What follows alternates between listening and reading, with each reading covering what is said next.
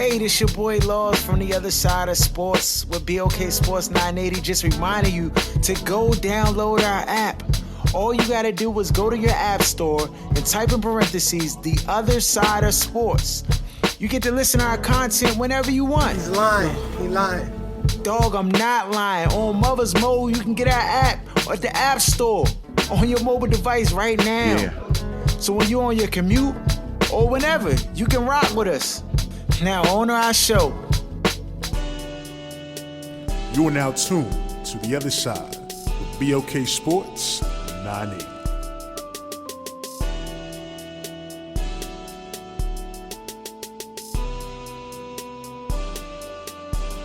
Welcome back. You're now tuned into the other side. I'm your host, Laws. Yeah. We got D, we got Aaron. Yeah. We got Jeff is still in. I think they're by me in Cali somewhere, dog. But he sends his regards. Though it's hot outside, beautiful sunny weather. Today was nice, young. Today was nice. I was rocking with the weather today. Yo, y'all watching the Carmichael show? Y'all seen that, John? That's right. I finally got through it last night. Oh, it's good, dog. Yeah, it gets. It's a really good show, dog. It's a really good show. Season 2 was much better than season 1, but and I agree with a lot of the what y'all was saying about it, because we've discussed it, John, on our chat. But it's as I watch it more, it feels like a 90s sitcom to me. You know what I'm saying? Like, it has that nostalgic feel to it, like the old shows. You know what I'm saying? Like My Wife and Kids and Hanging with Mr. Cooper and Moesha. Like, it has that kind of feel. It's just the updated version of it. And I mean, the joint is tight, It's a good show. You rock with it? Have you seen the joint, D? Nah, I haven't watched it. I've seen the commercials for it, but I haven't watched it. Yeah, that joint, it's good, dog. It's good. They are very direct with addressing like a lot of like political issues and stuff like that. It's a good show, dog. I recommend it. For our listeners out there, looking for something to watch. It's good, dog. It's funny, The dad is the funniest Bama on the joint to me. And of course, for those who don't know, the dad is David Allen Gray from A Living Color back in the day. That Bama is hilarious on the show, dog. It's hilarious on the show. What's the main character name? What's his name, Aaron? Gerard Carmichael. Yeah, Gerard Carmichael. Dog, that Bama needs somebody to help him dress, dog. He's a certified Bama, young. I mean, you see, he focuses on his shoes, like the Jordans and stuff. Dog, but the Bama he be wearing these shoes. But the gear is terrible, dog. And sometimes the shoes, like, it's like the Bama foot, like he got on space shuttles on his feet. He don't even tie his shoes up. Like, sometimes, like, he had on some Jordans with no laces. I'm like, young, what is you doing, dog? He's a cold Bama, dog. Certified. I want people that want to win. What scale of 1 to 10? What you get a show? The Carmichael jump. I get a Jonah 9, dog. It was slow to start. Like, you can tell they trying to find their way and get their rhythm in the show. But eventually that jump picks up and it's really good, dog. But what you give it? I give it a 7. But I mean, I really like the show. But I just feel like Gerard Carmichael, his acting needs a lot of help. I'll just put it that way. He's not an actor at all. All the other characters on the show are really good. But he's like the least funny on the show to me, and he's the one that's the comedian. Also, like you said, the political points come across as forced sometimes. Because like every episode, they go directly to another like major political point or like societal stance. And it just seems a little forced to me. I want to see a couple episodes where it's just like a natural, just go through the day. You know what I mean? Where it seems more natural. A little more lighter. Right. I feel you. I think those are honest critiques on the jump. Speaking of ratings, dog, the Tupac movie came out, and I'm just hearing bad reviews, young. I'm not even about to waste my free movie tickets on that junk. Can't do it. What's your take on it, Aaron? I think you the only one out of the crew who's seen the junk. It just disappoints me, to be honest, about this, because I really wanted the movie to do well because it's a black director, a black producer, financed with black money. But I can't say it's good. They just basically reshot all the interviews and videos you've seen from Tupac that you could find on YouTube or wherever else, and just basically reshot him. It's like basically like a documentary, to be honest. Man, they did my man Pac dirty, dog. Come on, man. Yeah, I'm not going to see it, dog. I wait for the fight that junk come out on Fire Stick. That's right. You already know.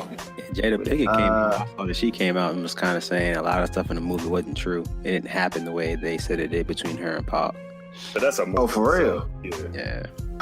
Well, I mean, I don't know, dog. I just, like, if you're going to do a Pac movie, your standard is the Biggie movie.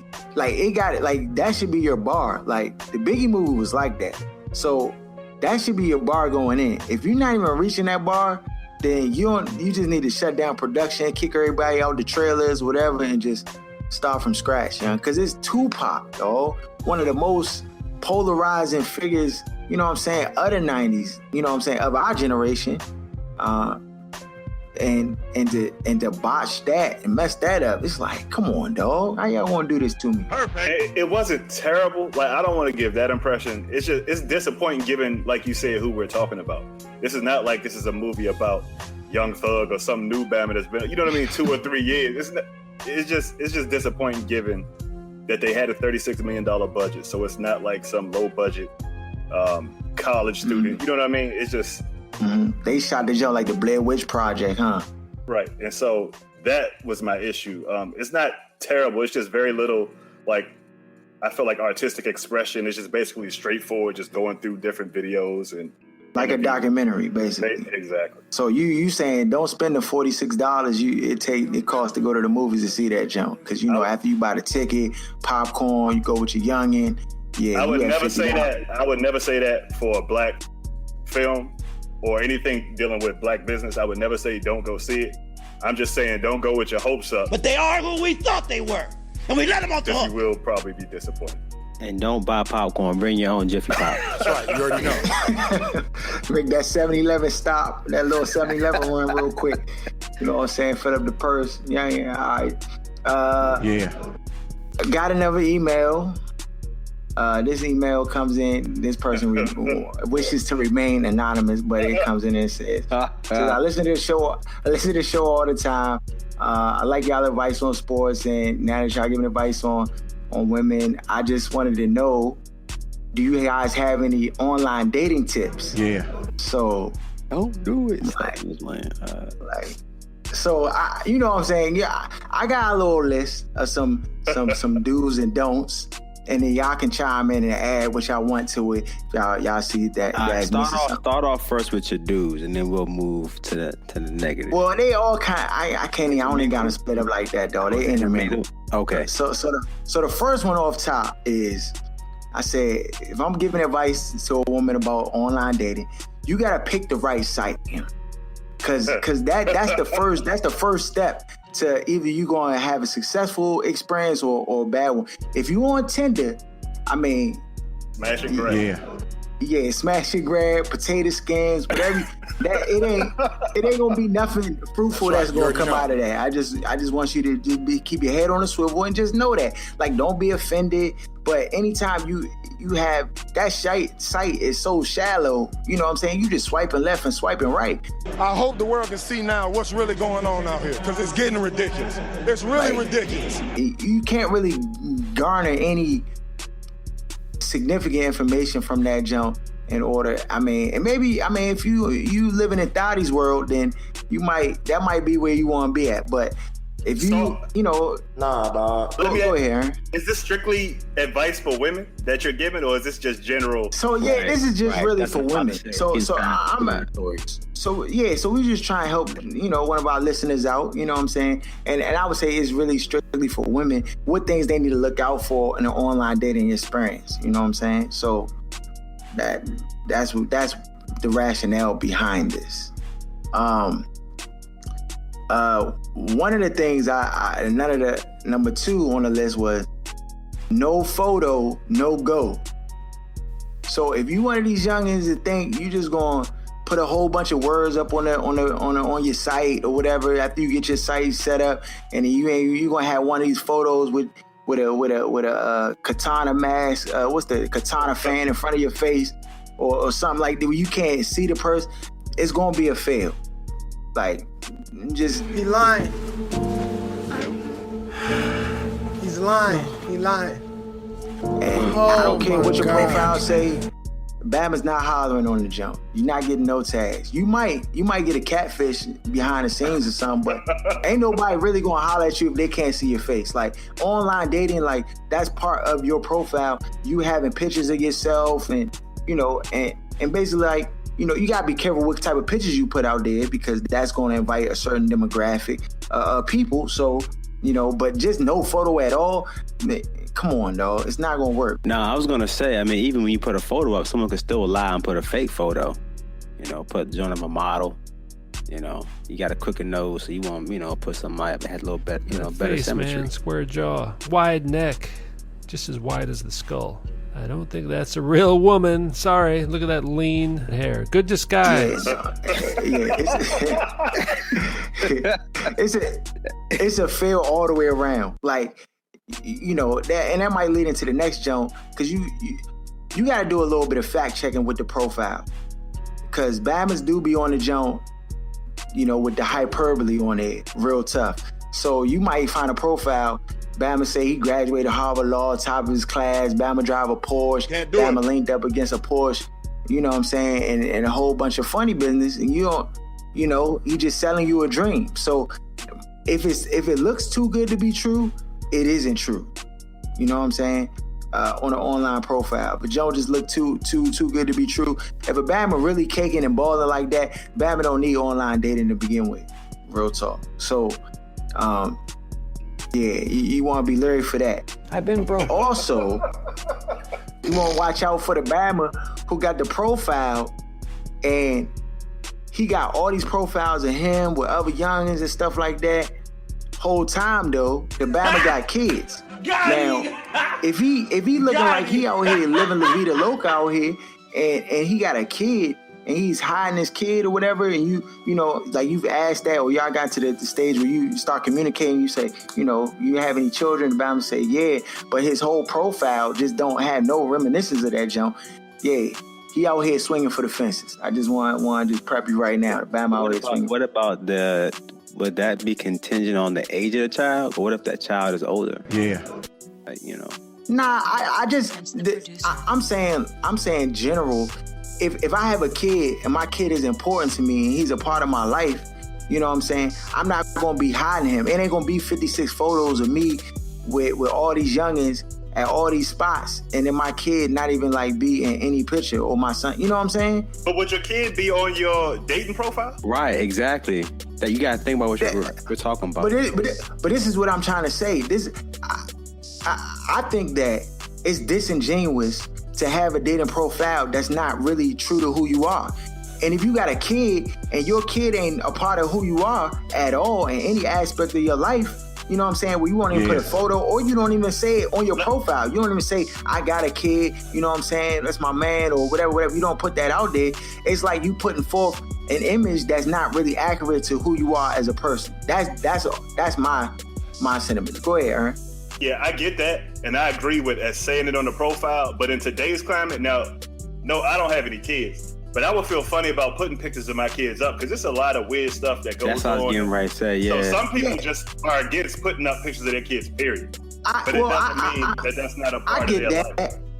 I get that, and I respect that. But I'm talking about, you go through a whole Bama profile, what he like to do, his whole life and everything. He do this, he into hiking and jogging and jump roping and all this other stuff. And then he never mentioned his kid. You know what I'm saying? And it's like almost like a clandestine, like, oh yeah, like I got it, because the jump gonna hurt his stock in the long run. You know what I'm saying? But you see the Bama on there with his dog, all hugged up with the dog and everything, because he trying to get youngins or whatever, but he not being true to who he is. You know what I'm saying? So that, to me, that's an indicator. I'm not saying it's 100% proof or it's 100% like a no fail. I'm just saying it's an indicator of some things. If I was on a dating site, I wouldn't put my kids on there. Period. I don't know. I feel like that should be separate. Like, so you wouldn't even mention that you have kids. Like, oh, I love my kids. They're a part of my life. You wouldn't say none of that. Zilch. Why? Because, what would be your rationale behind? Because like we just talked about, you got some people that are you got some you know what I'm saying, some loonies out there. They start stalking your profile page. Next thing you know, you talking, it's all good. But hold on. But look, hold on. But then they have an actual photo now of your children, and they know where you locate. You know what I'm saying? So now you. No, I'm not saying a photo. I'm not saying put a photo. I'm saying, I mean, a photo is fine, but I'm saying even indicate that you have a child as a part of your experience, like who you are. Like, just to keep that like off the table. Because with a profile, you're basically saying, this is what an online profile is saying. Like, this is who I am. This is what I like to do. This is what I'm about.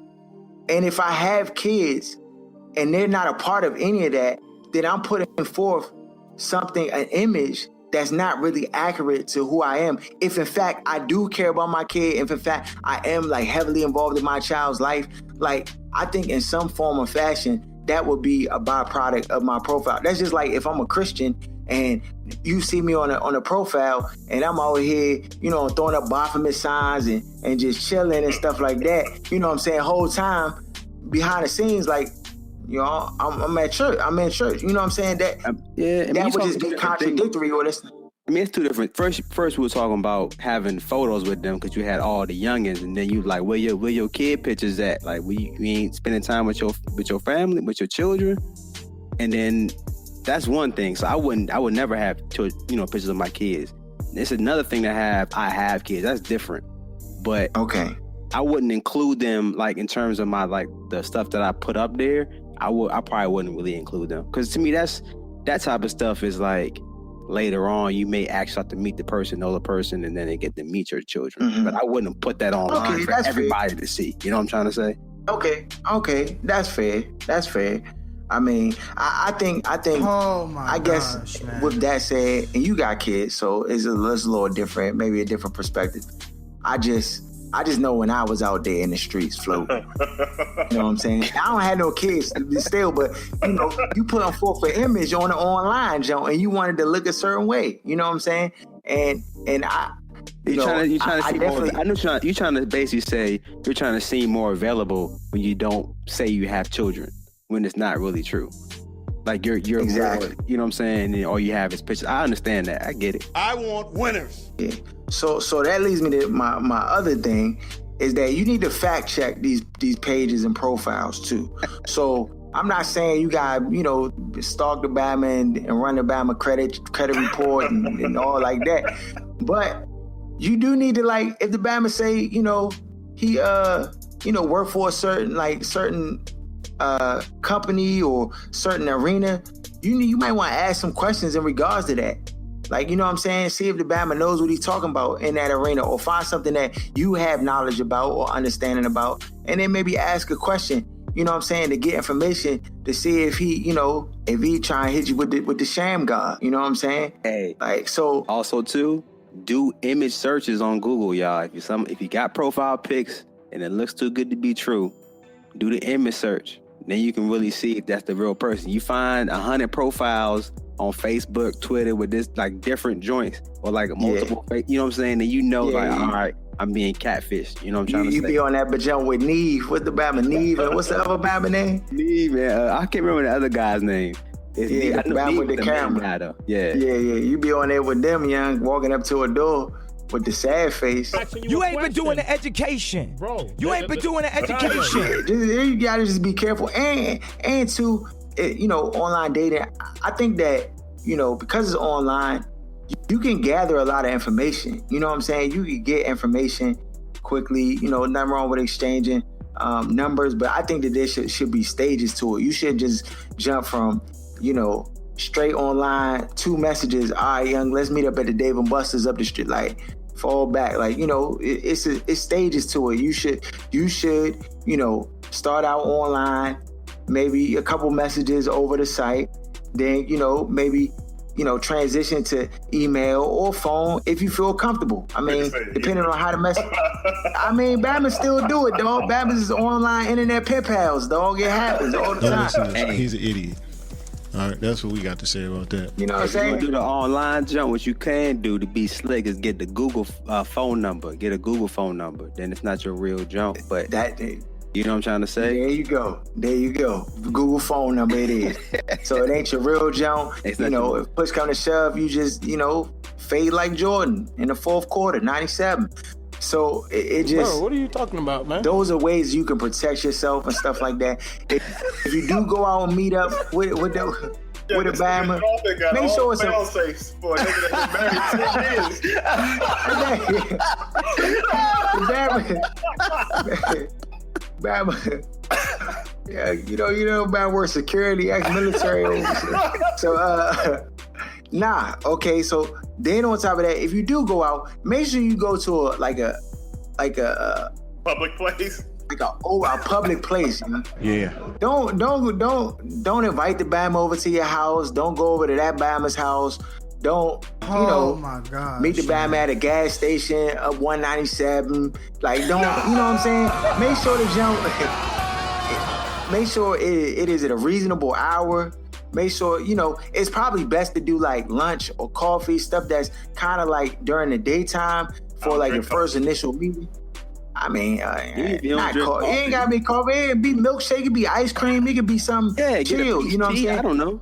Yeah, you can get a slice of pizza, you know, lunch date or something like that. That's a real chill environment where you can kind of feel somebody out and just keep it light. You know, some people be on an online dating jump and they looking to get wifed or they looking for, you know what I'm saying, or looking for a husband. You gotta just chill. You know what I'm saying? Keep it light. I mean, keep it light. Don't expect too much. Yeah, I can't do. I mean, I'd be scared if I was single doing an online dating because people try to present something that they're not because you can't see them. You know what I'm trying to say? I agree, dog. It's like it's like when you interviewing for a job, or if you ever been in a position to interview somebody for a job, you know what I'm saying?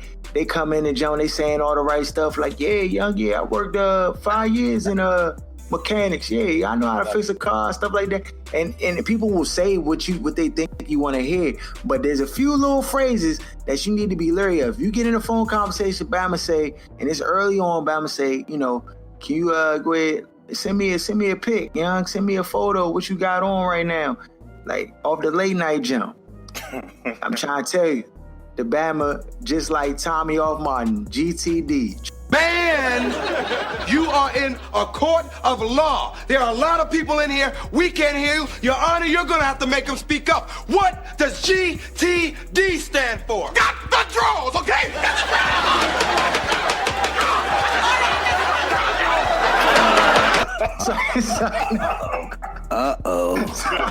Trying to see that physical.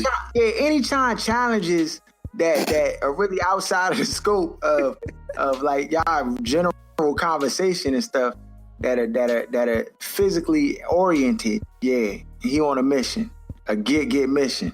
So it was just a few little tips, young. I hope that helps. You ain't got the answers, man. You ain't got the answers. And don't be afraid. I mean, I'm not saying you supposed to like chase after dudes or whatever, but as a female, it's okay for you to send a message to a guy that you may look at the profile and he may look like somebody you might want to talk to, whatever. It's okay to say send a message to him. You know what I'm saying? Don't put your whole life story on there, but you know, what's up? Hey. And also too, this is speaking from a father's perspective. You know what I'm saying? Make sure you got that mace ready. So like on the keychain, just in case something pop off. You ready, you know what I mean? Like, don't take the pepper spray, because I'll take everybody out. You know what I'm saying? You tried it. Stick with the mace. Be ready. But yeah, those are some good tips, you know, some solid tips. Damn. Anything you want to add, Aaron? You online dating, dog? You ever did it online dating? Define online dating. See, it's a difference to me. Like I've met people like on like Instagram or something like that, but as far as like trying to date somebody on a dating site, I just think that's too much work. And too, like you said, it's too contrived. It's like people have a perception that they want to put out there for people, and it's too much red tape to go through. But if you on like Instagram or something like that, like somebody's real profile, I'm not saying that's exactly who they are, but you have you know what I mean? You don't have to be, 1-2 messages and then meet, you know what I mean? You can kind of just get a look at what's going on. And yeah, you kind of evaluate behind the scenes without actually having to as opposed engage. to dating. Yeah, you Right. just trying to. And the selection on Instagram is literally like the Amazon for the opposite sex. Like, I'm serious. If it would be trouble for me, I feel like, if I was married and still had an Instagram account, because just every day, just the stuff you see could definitely like rile up your thirst. So He lying. He's lying. He lying. Yeah, nah, that junk, you know, and don't be sending out for the women. Don't be putting out these thirst traps. That junk is not conducive. Like, you got a picture with your cleavage all out, you half naked, and then you talking about you getting a message and then be like, oh nah, I'm just trying to like just be chill and just get to know you and all like. Right. Hey, hold on, young. You got the Kim Kardashian outfit on, you doing all this. You just sending mixed messages. So for the women in your profile, be consistent in what you want to invite or what you want to have come back to you. Like, if you looking for somebody who's serious about their life, you know, working a job and got their head on straight, then your profile needs to reflect that about you. You know what I'm saying? It don't need to be you at 1,000 parties and doing all this stuff. If you're not looking for that, you need to put out what you want back. You know what I'm saying? So, but I think that's kind of tough to say, because that almost teeters on the line of when dudes say, "Oh, if you wouldn't have been wearing this, then this would have happened." Like, right. I just feel like when you communicate with somebody, you just got to be upfront and honest. Hey, this is what it is, and clear and concise. And sometimes I feel like people tiptoe the line of, like, they'll entertain certain things because they want to see where it goes. Whereas a guy usually will give you the signs in the first 5 minutes of talking to him of what direction he's leaning in. If he give you a sign, trust your instincts, trust what your eyes are telling you, and keep it moving. Mm-hmm. I agree with that wholeheartedly. But I'm talking about from the women's perspective, like to emit what they want to receive. Like, put your profile like together in a way that's conducive to what it is that you want. Now, it's always gonna be thirsty bammers is gonna see what which way you lean in, like Aaron say. They're gonna try their hand and maybe hit you with the 1-2 and then try to cross over on you. So that's gonna happen. But I would say a general rule or a good rule to dangerous. What? What's dangerous? Because like the feminists would say, to play devil's advocate, I could be butt naked if I want to. That don't mean you approach me like. Oh my goodness, we're not talking to them. Okay. We're not talking to them, though. We're not addressing. Listen, we addressing the ladies who have sense enough to know that what you put out is what you gonna receive. Hey, I'm signing out of this conversation right now. This is I will walk that plank alone. But I'm just saying. So sad. You on your own, JoJo. My wife put out boundaries. She put out standards. She put out but that's what I'm saying. But that's how we got to that place. We ain't get there just by her just being like, okay, all right, well, you gotta just respect me for me. No, she put a level of standard out there, Joe, that I either had to comply or walk away. Perfect. And once I saw the value, I had to make a decision. That's the position you want to put yourself in, where you setting the standard for your value, and then the guys on the other end are having to make a decision. Do I want this because or do I not? You know what I'm saying? Am I looking for that or am I not? You know what I'm saying? So it's really, you can dictate it. But once you start making concessions, you start opening the door, then the Bama is going to keep walking through the joint and wearing his shoes all over the carpet, muddying up the whole carpet and looking at you like, what, young? You let me come in here with my shoes before, so what's the problem? So what? That's how I bite, young. What are you talking about, man? I hope your online dating situation get a lot better, more fruitful. Now we're going to transition into the Wizards' online dating situation. They trying to go after Paul George. Uh-oh. And word on the street is that Ernie is cooking up something to try to get Paul George on the roster. It was reported yesterday that they possibly could be trying to package deal Otto Porter, Martin Gortat, and maybe somebody else or a draft pick, I don't know, try to fandango and get back Paul George for a 1-year rental. So Is it a good move? Is it a bad move? I would, if they can get Paul George for more than one season, I think it would be a no-brainer move. If they can somehow get him to a longer-term deal. Even if, for the only thing that scares me about the 1 year is if he were to bounce, if he just played for that one season and then you pretty much gave away, because you're going to have to give away 3 players probably to get him. And then you're going to lose those players and you're going to get Paul George in return, which is not a problem because he's still, top player at his position, two-way player. But I'm just scared that then the Wizards will go back to being, scratching for like an 8th seed or picking in the lottery the following season if he would up and leave and then they weren't able to get him to commit or they didn't get anything else besides Paul George if they were to lose certain pieces to get him. But if they got him, oh man, they gonna be challenging the Cavs in the East without a doubt. Challenging the Cavs off the break if they get Paul George. And I think John Wall with Paul George and Bradley Beal, it's just gonna be a nasty combination. Yeah, I agree with D. If you're talking about having him for more than one season, it's a no-brainer, no point in having a discussion. But I'm to disagree with D on the 1 year rental thing. I even think that's a good move in the way that it gets 2 players that are probably going to be off the roster early. So Gortat has to go. He's not going to be better next year. He'll likely be even worse than he Cannot win with him. I think the only player you'll end up losing is Kelly Oubre that you'll want to keep on your roster. As long as Bradley Beal and John Wall aren't touched, I think you almost have to make that move because it instantly, to me, puts them as the number 1 seed in the East. Would you say that if the Cavs were to get Jimmy Butler, would you still put the Wizards as a number 1? Not automatic number 1, but I think they're still in the conversation. It's between them and Cleveland. Okay. But you don't have that conversation often with the Washington Wizards. So I think, when you have a chance, if you have a chance to be in a championship contention in this city, I think you have to take it. Because you can't. We've been banking on this same guy that's been here for damn near 20 years to make moves to get us in position. So why would anything change now?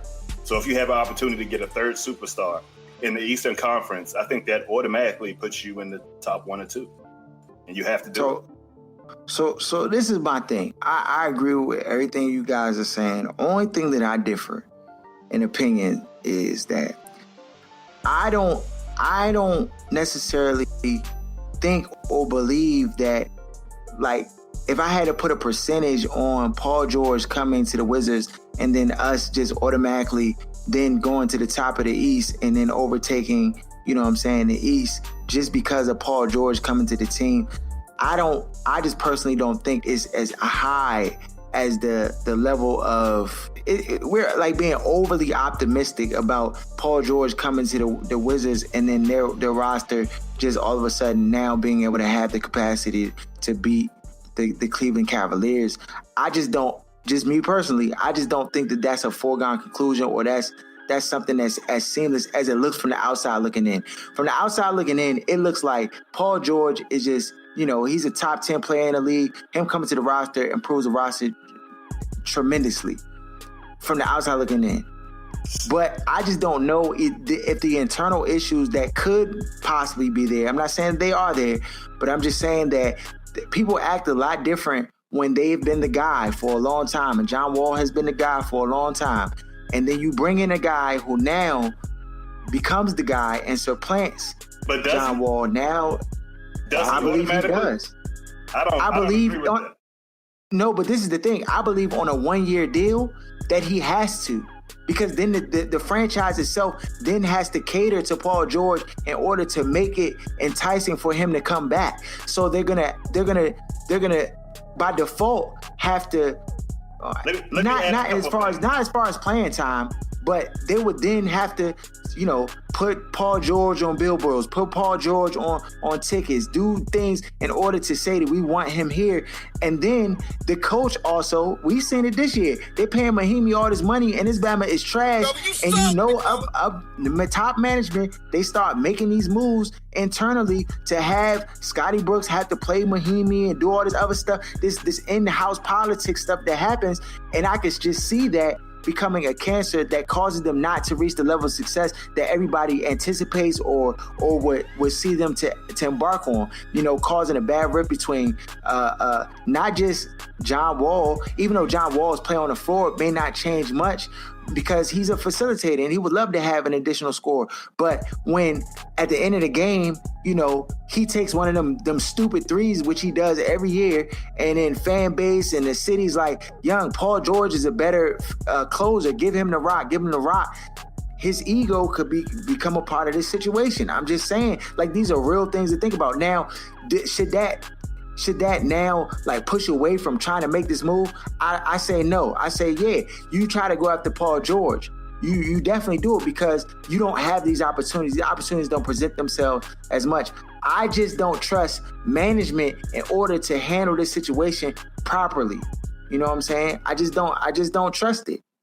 Yeah, I just want to add one thing that's also important in the decision is it's not like everybody that was on the roster last year is signed and we're just going back for another shot at it. They traded away their first round pick for Bogdanovich, who's a free agent this year. Otto Porter's a free agent who will likely get a max deal this offseason, if not something close to it. Gortat is declining. He was bad last year. He's going to be who knows this year. And then they also still have Mahimi on the roster, and the politics between Gortat and Mahimi. So for me, the easiest move to make would be adding another superstar and just because Scott Brooks just throws it on his best players anyway and say, get it done. Right. There's a whole lot of X's and O's per se when it comes to the way the Wizards did stuff this year. So for me, if the roster was intact from last year and you were taking another shot at it, then there would be a little more, I guess, thought that you would have to put into it, like weighing different options. The fact that after Bill and Wall, the next two best players are free agents with no guarantee to come back. For me, it's like, you got to do what you got to do with that. Because like you said, I don't trust Ernie to go in now and say, okay, these two players are going to walk away. Let me build or fill out the rest of the roster with other players. Because he's shown an inability to be able to evaluate. Right, and that's the part that kind of scares me. I mean, he did a pretty good job this year. I mean, he tried to fill out the bench with Boyan, and he got what's his name for point guard? What's his name? Brandon Jennings. Yeah, Brandon Jennings. So he tried things to make the bench play better. I mean, he did infuse some type of talent. It just didn't pan out like we thought it would. Cannot win with him. But I think if they have an opportunity to get Paul George, I just think you probably should end up doing it. The 1 year thing, I'm still kind of like in limbo. I get where you're coming from, Aaron, with that. But if you get those three together, I don't think there's going to be an ego thing. John Wall, to me, has never shown like an ego thing where he's like, all right, I'm the guy, that type of deal. I just haven't seen the show. Only when it comes to money. Only the money. The money is the only issue he has. But I don't. So can they do 3 max deals? Let's say they bring Paul George on, right? He after this year he signs max. He getting 200 or easy. Nah, it's different. That's another thing because he'll have the draft. The Wizards will have his draft rights, which means they can pay him more than anybody else. So the 1 year thing, he'll have a little incentive to stay if they end up trading for him. Right. See, Paul George can't get the big contract because if he leaves Indiana, then he loses that opportunity to get the really big deal. Unlike Wall, because his whole career has been with the Wizards, he can get like the super max, I guess you can call it, when you stay with the same team, and then you get paid by that team after your rookie deal is out. Paul George, on the other hand, he'll be losing money if he were to leave Indiana, in a sense, just like the kid in Utah.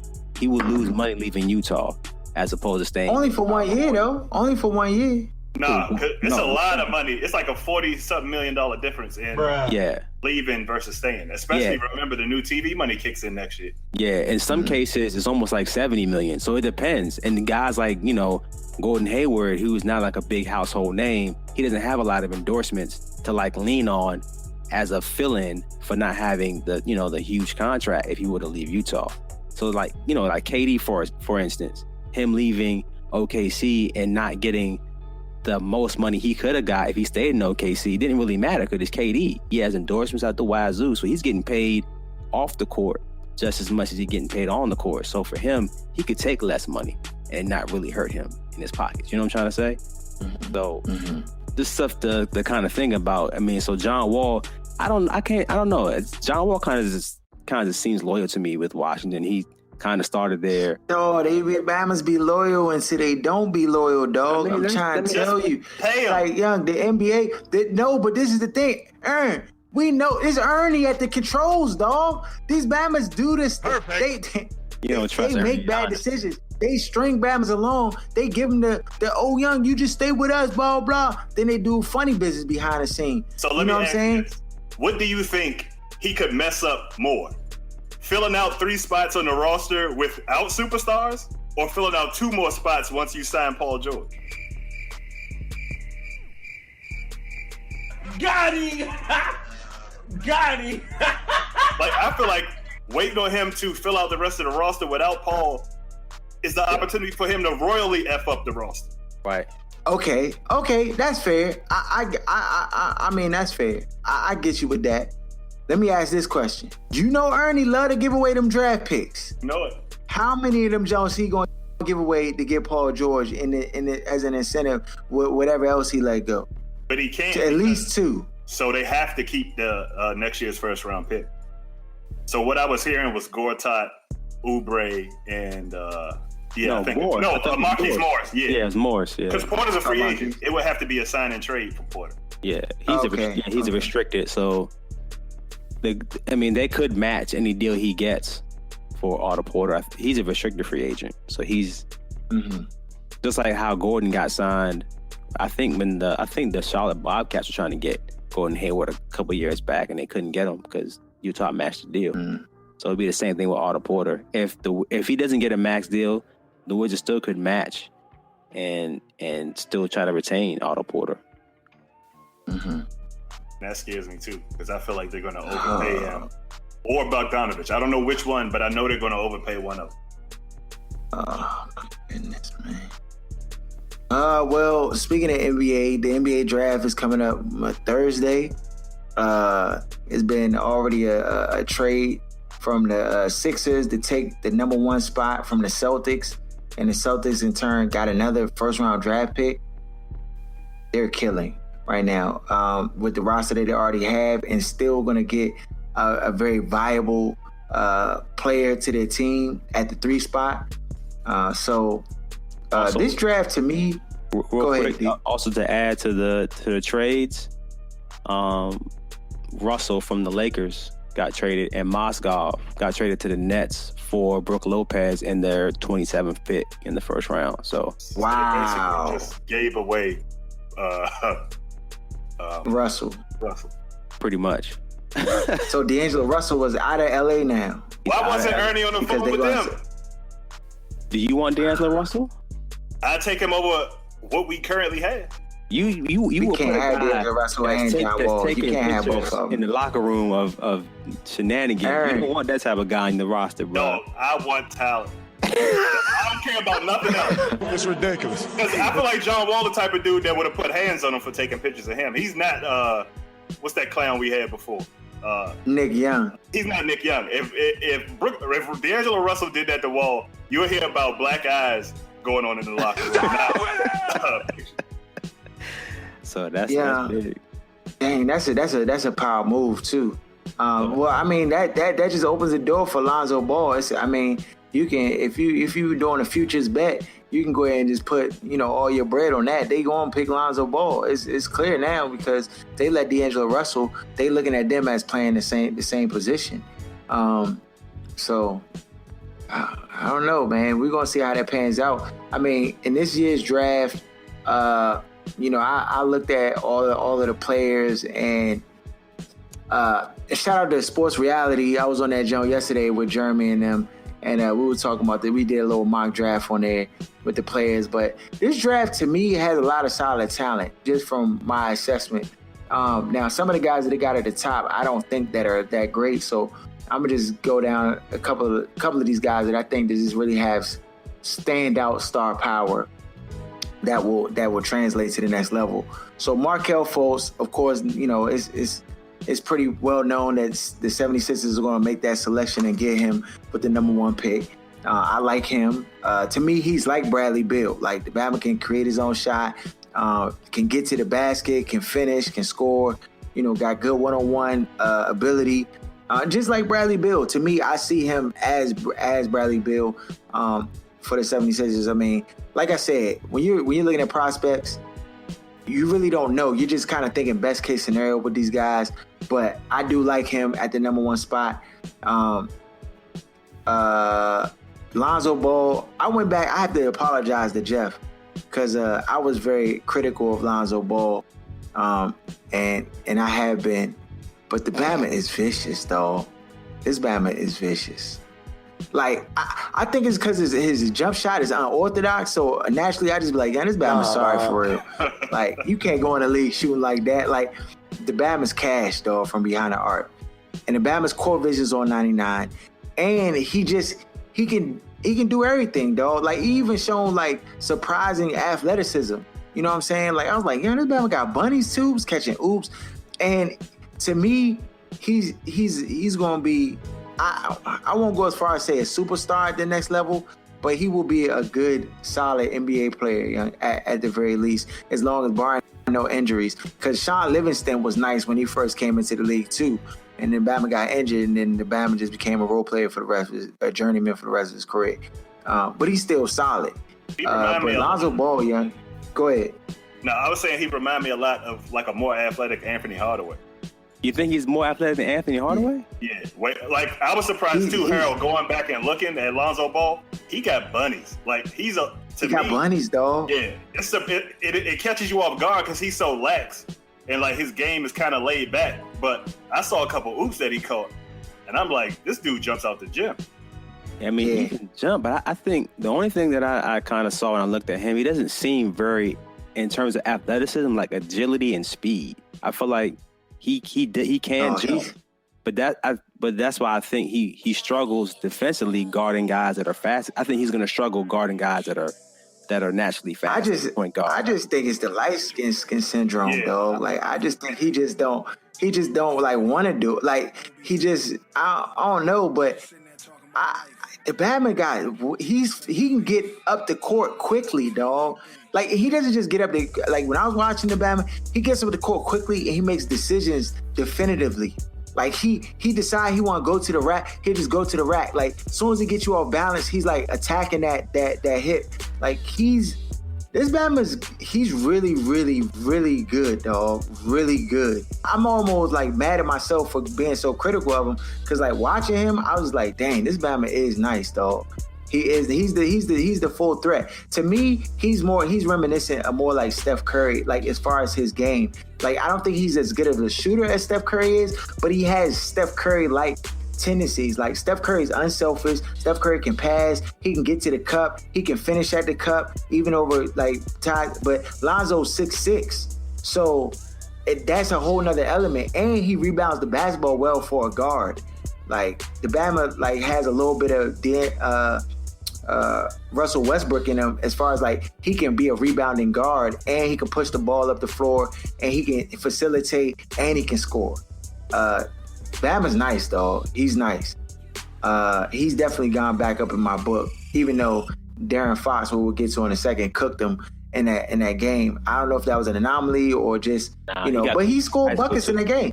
He cooked him. He scored buckets though. That's the thing. He still was offensive in the game. So that was never my fear with him. It was always that pride and effort on defense. It just looked like when he knows he's outmatched. And I've seen that in some guys, like he knows somebody got handled, so he's not going to play him all the way because he don't want to end up on the highlight reel. It was like that kind of vibe I got from him. But that's where he felt like he was outmatched. Yeah, and that's what scares me about him guarding guys that are just as good as ability, but also better than him athletically. Because he struggles guarding guys like that. He's not to me, he's not an on-ball defender. He's a off the ball defender because he plays passing lanes very well. To me, he's not Kyrie Irving, but defensively he reminds me of Kyrie Irving. Yeah, I agree with sometimes he'll try and sometimes he won't try. And then But off the ball, if you make a bad pass, he'll be in a pass lane. He'll get a steal that way. You know what I'm saying? But offensively, this Bama's going to get buckets, dog. He's going to get buckets for sure. The third dude on the Jason Tatum from Duke, he's nice. To me, he could be T-Mac-ish. The Bama 6'8" and can get to the cup, can shoot threes and shoot. You know, he'll definitely have to work on the jumper, but it's there. Like, to me, he's a smaller version of T-Mac. Or not a smaller version, but like a poor man's Tracy McGrady. And I know that's high praise, but he has the skill set. If the Celtics do pick him, they got a baller, young. Josh Jackson with the Kansas, to me, that Bama has droughts on scoring, so I don't feel all the way comfortable with him. His build and his frame is a little thin, a little frail, but he's shown that, you know, at times he can score, but he's not taking the Bama off the dribble and giving them buckets like that. He's really a complimentary player that you bring in your team, get you, you know, rebounds, may score, you know, 10 to 15 points a game. But I don't think he's going to be like that dude. Now, as far as like your comparison, Aaron, to Anthony Hardaway, De'Aaron Fox to me reminds me of Anthony Hardaway, because of how his game is. Like, he can score, but it don't seem like that's like his first initiative to score. Like, he's more of a like, I'm a scorer if they don't think I can score. But I feel like, you know, watching him play and watching his game, he likes to facilitate too. But he's much better than like kind of like John Wall is, but he's a much better like scorer than John Wall was coming in, like shooting guard, or not shooting guard, but like a much better shooter than John Wall's coming in. He's not as good as a passer or facilitator as John Wall was at that level and then coming into pros, but he's a better scorer. And to me, like, if he ends up in the right situation, which is not the Sacramento Kings, because I don't think that's the right situation. But if he went to like Orlando, I think that's a better spot for him. But to me, he's like Anthony Hardaway, like his skill set. My favorite Bama in the draft is Malik Monk, even more than De'Aaron Fox, because this Bama can score, and he got like that I don't care attitude at times, like the attitude you need to hit game winners. Like, you know what I'm saying? Like, I ain't tripping. Like, and he's shown he's clutch. In the tournament, the Bama showed he was clutch. You know. And he just like, he'll miss a couple shots and it won't like deter him from still being aggressive and trying to score. To me, his game is more like James Harden. Not in the sense that James Harden became more of a facilitator, more of a passer in this past year than, you know, in years past. But I'm talking about his scoring ability, his ability to like take a Bama off the dribble, go to the rack and like just get his own shot or just score and, you know, from the behind the arc, shoot threes, shoot twos. The Bama can fill up the cup. He's nice. Jonathan Isaac, he's like, I mean, he could be good because he has the height and he does a lot of stuff. But to me, I just don't know if it'll translate. You know, people my comparison was like a poor man's Kevin Durant, but that's real high praise for him. I just don't know if his confidence will be that at the next level, but he has the skill set. Dennis Smith Jr., nice, like Chris Paul, has a nice game, can facilitate, real good with the stop and go dribble. Then the rest of these Bamas, they just all middle of the road. Frank Ntilikina, he trash. Well, he ain't trash, but he's gonna be an average basketball player. Chris Middleton, Justin Jackson from North Carolina, that Bama special.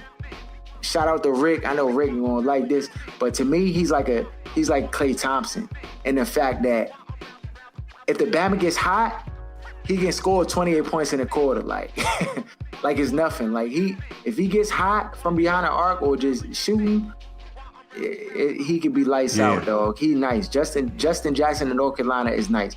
Zach Collins, on the other hand, Cody Zeller, trash. Lauri Markkanen. That Bama's like Dirk Nowitzki. His game is like Dirk Nowitzki. I wouldn't be surprised if, you know, the Mavericks try to get Lauri Markkanen and pick Lauri Markkanen at that ninth spot that they got, because he's a Dirk clone, in my opinion. all the same skill set. Now, who else on this jump? Ben. Who else on this jump that I feel like? I'm only going to talk about two more Bamas that I feel like need to be talked about. Now, Ben Adebayo, the Bama from Kentucky, the big Bama, young. He's like a mini Dwight Howard, dog. Like in his skill set, his ability to block shot, defend the rim, like hit the Bama dunks, and he runs the floor very well. But I don't think he has Dwight Howard's mentality, which is good. You're talking about Orlando Dwight. Yeah, Orlando Dwight. You exactly, D. Orlando Dwight. That's how Ben Adebayo reminds me like of that. His game is like that. If the Wizards had a pick in this draft, that's the Bama they need, dog. If they needed a pick in this draft, that is the Bama that they need. He's a rim protector. This Bama can run the floor. He can finish. You know what I'm saying? And he can play pick and roll. And you know what I'm saying? To me, he's like Andrew Drummond, but a little more athletic. So whoever gets him that's really going to help their roster. Him and the other Bama on this jump is two other Bamas. Ike Anagobu. Now this Bama is like a poor man Shaquille O'Neal, dog. If you go back and watch this Bama tape, dog, when he dunks the basketball, he trying to like break a Bama arm in the rim, like every time. And the Bama just blocks shots, and he kind of reminds me of Shaq, like how he like, you know how like Shaq used to like kind of shuffle up the court, like he wouldn't run all the way, he would just shuffle and then get the ball and then dunk on the Bama. Like the Bama reminds me of Shaq. He has a lot of the same attributes and skills that Shaq had. You know? The last Bama I'm gonna talk about on this jump, my man Tyler Dorsey. Tyler Dorsey is like Damian Lillard. He should be ranked way higher than he is on this little like ranking jump. And I don't know what team is going to pick him. I don't know if he's going to go in the first round, but this Bama can score. The tournament showed a lot to me of his ability to like be able to play. And if you're a team and you're lacking scoring and you need somebody to come in and score, Tyler Dorsey, I think would be a nice fit for a team. Yeah. Especially like, a team that has like a good, a good 3 or a good 4. Bama's nice, though. I really like Tyler Dorsey. Outside of that, young, really ain't nobody to be like rant and rave about. I can tell you who will be some trash, guaranteed trash. Ball them up right now and throw them in a circular bin. Isaiah Hartenstein from Germany. Trash, dog. The Bama's trash. He one of them Bamas that just dunk. He playing in the Europe League or one of them overseas Jones. He just be dunking on Bamas that's smaller than him and blocking shots of guards. And you know how when the Bama just bullying at the court, like he just know nobody can really basically like outsize him on the court and stuff like that. And then he just shine. When he gets to the league, ain't none of that about to go down, dog. He about to get bullied. He about to get pushed around. He about to get a shot blocked. Bama gonna be frustrated. Bama gonna be out the league in 5 years, dog. Guaranteed. And that is it, dog. I mean, yeah, that is it. Before we get out of this jump, Kirk Cousins, dog. Y'all seen Jason Lockefour say that there's an 80% chance the Redskins might sign this man? That's gonna sign him before the deadline. Y'all believe that? Ask me if I care first. I think they will. I think they're gonna sign him. What's his deal gonna be? Throw me a deal out there. 120? Nah, dog. Yeah, I think it's gonna be close to $25 million a year. It's gonna be somewhere between that $20 and $25 million range. Mm-hmm. Like maybe 5 years. I mean, if it's that, I probably wouldn't even be that mad though. Not yet. But he's not deserving it. He's not when the deserving season started. Yeah. Amari Cooper on steroids. Y'all see that? Yeah, the Bama. Bama looking like David Boston. Bama arm size went up like tremendously in one offseason. I mean, you can do that in the offseason. It's not that difficult to do. It's definitely possible. I just wonder how is it gonna inhibit him in any way with his quickness? Because he's known for his route running. Is that gonna slow all that extra muscle gonna slow him down? Yeah, he wasn't the fastest to begin with. Right. And so another thing is the way that I guess the people that test work. When that picture came out, he'll be tested in the next week. You can bet that. Oh yeah.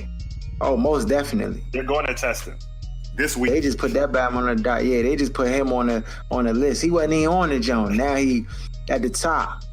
They definitely gonna test him. Floyd and McGregor, who is this a racial thing, dog, with the fight? Bama's saying that McGregor has a chance. They have to be smoking hard drugs, though. No, they have to say Tell that. them to call me, please. I'm gonna put my house and my car on this joint right now. Yeah, that's for Anybody. promotion. That's for promotion. Them saying that promotion, period. That's all that is, to make people watch the fight so they can get more money for it. Because it's a huge payday for McGregor. The most he'll ever see in his whole career, ever. So First saying like, yeah. So I mean, but why are these people even thinking that Conor McGregor has a chance though? They don't think it. They hoping, Harold. You That's saw all Great that White is. Hype. Right. But why are they hoping, dog? Because everybody hates a braggadocious black man. That's all it is, man. They all know. That's a fact, dog. He doesn't have the balls. He cut out the middleman. Yeah. He make more money than anybody else in the business. Because the way Floyd works is this: either you hate Floyd Mayweather or you really like him. There isn't a whole lot of in between with Floyd fans. So those that watch the fight are either watching him to win or watching him to see him get knocked out. That's the money, it. cash, the same. And that's it. No, the money's the same whether you're watching to see him lose or win. It doesn't matter. So does race play any part of this? It's the whole thing. You think it plays? I don't know how much race plays a part. I just think that If it was a black dude who was not a boxer, this joint would be a $3 fight.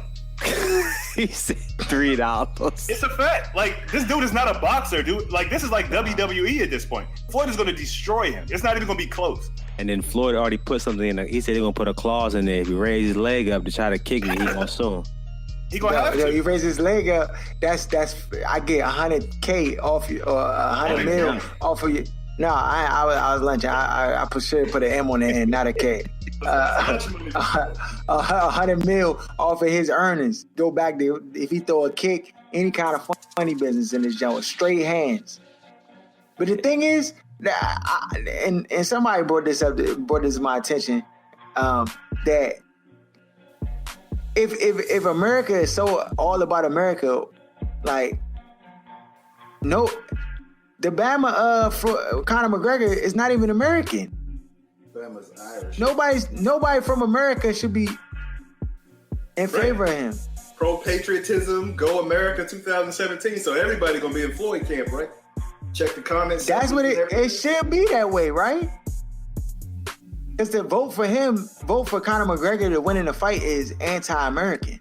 If you really think about it. That's why all the best fighters in the world have always been white. Man, what do we know? To me, I'm just kind of blowing up the whole fight. If somebody orders it, I'll go watch it, but I'm not going to spend my $75. Because I will spend my $75 to watch this dude. So I'll be over there to watch this. That's right. You already know. It's going to be so... It may end really fast. Like, Floyd may play. Will Floyd knock him out? Yes. Will he knock him out? I think he's gonna punish him. He's not gonna knock him out early. I think he want him to take this ass whooping like to the 10th, 11th round and then knock him out. And like I could have done that in the first round. He's gonna embarrass him. It's gonna be bad. No, the greatest boxers in the world cannot touch Floyd. Canelo, who arguably is the second best boxer out right now, could not touch Floyd. What in the world makes anybody think that Conor McGregor is going to be able to get one punch in on Floyd? One punch. Not one. He won't connect one punch, dog. His corner gonna tell him to just grab him and hold him and like try to throw like them MMA close jumps and they just try to make it like that because he does not have a chance. I'm just waiting on like after he get tagged a few times, what is he gonna do? Like what kind of like because it's gonna be an embarrassment. It's gonna be a sheer embarrassment, and Floyd is gonna laugh all the way because first of all he's gonna get paid 80% to 20% on the money, and then he gonna punish him too. Conor McGregor, dog. I don't know, Young Bama's just trying to hype you or just. But it's not like it's the biggest payday. Yeah, he getting paid, so I don't feel sorry for him. I don't. You know what he getting himself into. That's like one of us. I mean, it's just bad. It's like when they had that show Joe vs. Pros. Like boxing is completely different from MMA. I understand he's a fighter. I get all that, but wearing the gloves, not being able to use your knees and feet. Like, this is a completely different ballgame. Right. This right here is like when Martin fought Hitman Hearns. Tommy Hitman Hearns. This is equivalent to that. Yes. Dog, are we not giving Conor McGregor no respect? Dog, he's fighting a boxer. And he's not a boxer. You're right. Dog, listen, I'm just saying that for the people out there that actually think he has a chance.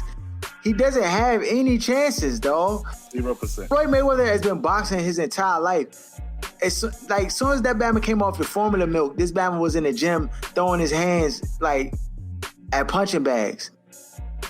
Conor McGregor, dog, has absolutely no chance unless something fluke, unless Floyd Mayweather have a seizure in the middle of the fight and just collapse. Or no, I'm just saying it got to take something extreme. But I don't even think he could beat anybody in the top 50 ranking, Conor McGregor. Like, boxing is that different from MMA. Like, this is what these dudes do every day, and he picked the best, like one of the top guys in the history of the sport ever. Right. Pound for pound. He didn't pick Ricky Haddon or Bama who already like been washed and like it's like down at the end of their career. He didn't pick Bernard Hopkins or nobody like that. Even Bernard, I think, will wash him too. But he didn't pick none of them. He picked the best Bama, dog. You want to get paid in the world. It's all about the money, man. What the fuck say all about the Benjamins? You want to get your head rocked and skedaddled all across the ring for? Let me ask you a question. If somebody said they're gonna pay you, yes. Okay, thank you. Yes. All I ask, young, is let me wear the headgear. Just let me wear the headgear. Yeah, and Floyd not gonna give you Parkinson's or nothing. Like, he doesn't have that kind of power. Like, he'll probably knock him out, but he's not going to like cripple you for the rest of your life like fighting Tyson. Hell yeah, I fight 44. I only need $100 million. For $10 million, I'm in there. With the gloves up. With the gloves. Talking mad trash. Hey, but if he sleep you though, it don't matter. I got $10 million. $10 million. I don't care. In the bathtub,